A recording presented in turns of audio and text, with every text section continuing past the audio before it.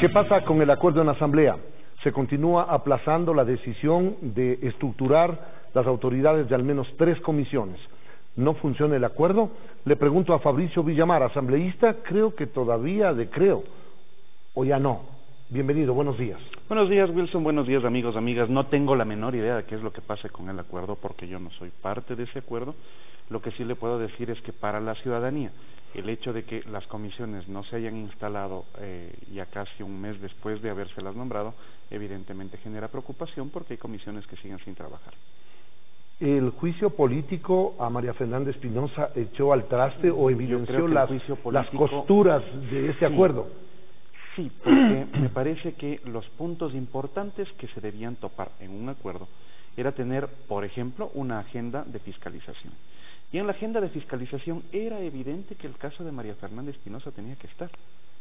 Yo lo presenté hace un poco más de un año, porque en la Comisión de Relaciones Internacionales nosotros habíamos pedido la información respecto de el proceso de naturalización de Assange, el proceso de campaña de la señora ex canciller mientras tenías tus compañeros secuestrados en la frontera. Entonces, evidentemente, esto se presentó hace bastante tiempo y supondría yo que uno de los temas que debían considerarse en el acuerdo era el proceso de fiscalización, no solo a ella, sino a otros funcionarios.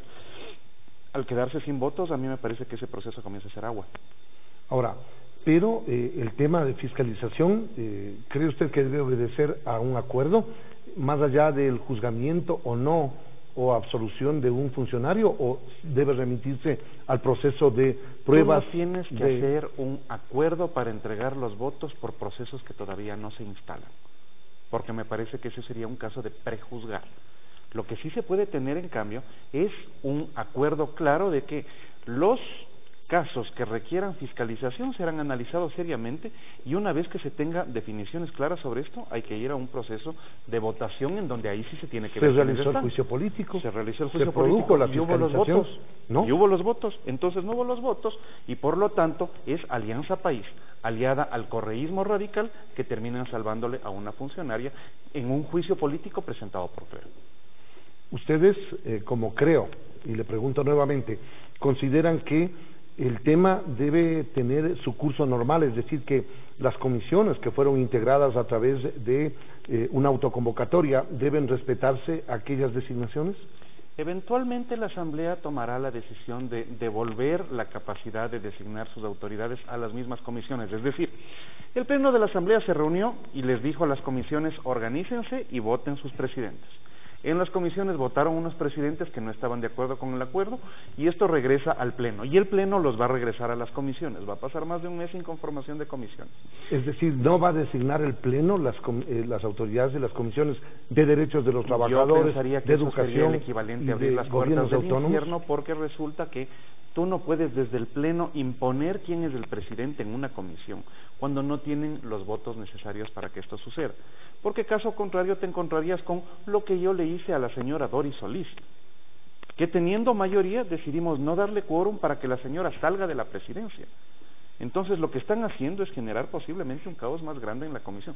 Mira, yo tengo la sensación de que a los ecuatorianos no les importa si es que Juan Pedro o Manuel es presidente de una comisión legislativa, sino si esta comisión legislativa trabaja para los ecuatorianos.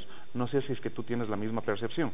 En esos términos, yo creo que los ecuatorianos deben estar más pendientes de que la Asamblea comience a trabajar más que el nombramiento de las autoridades.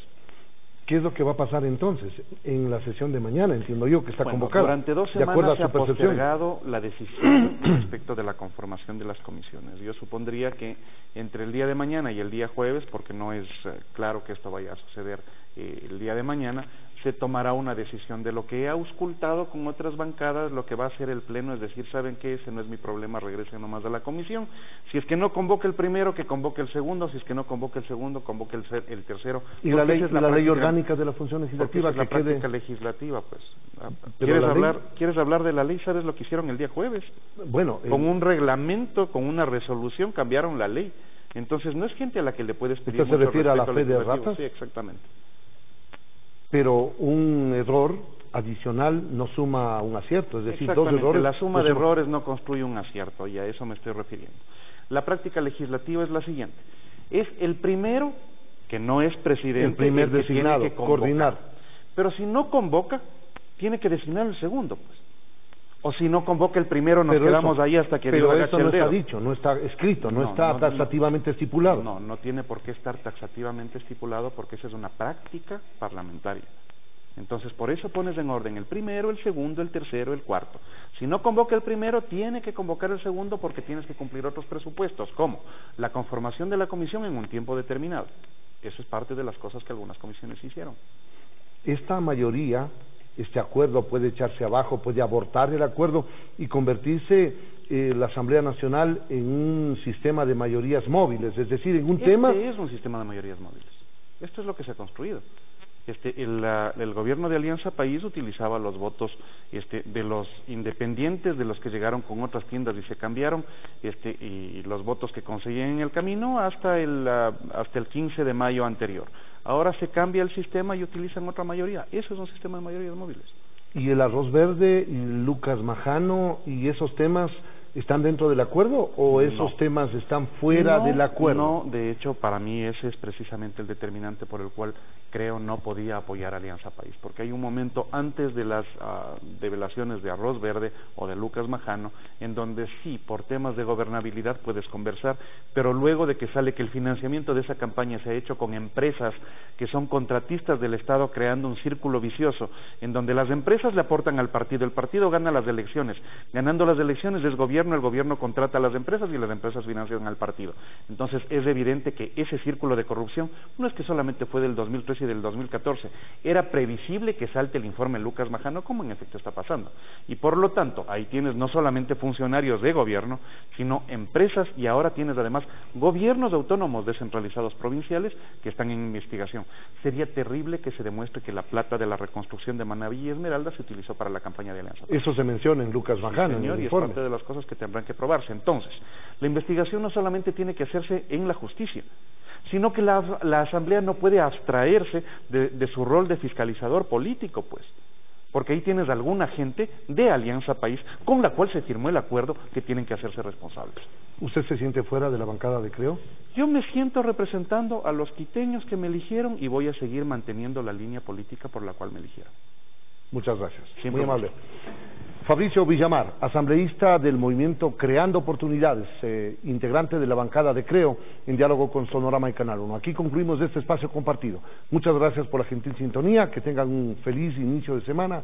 Volvemos por separado con interesantes novedades nacionales e internacionales. Buenos días.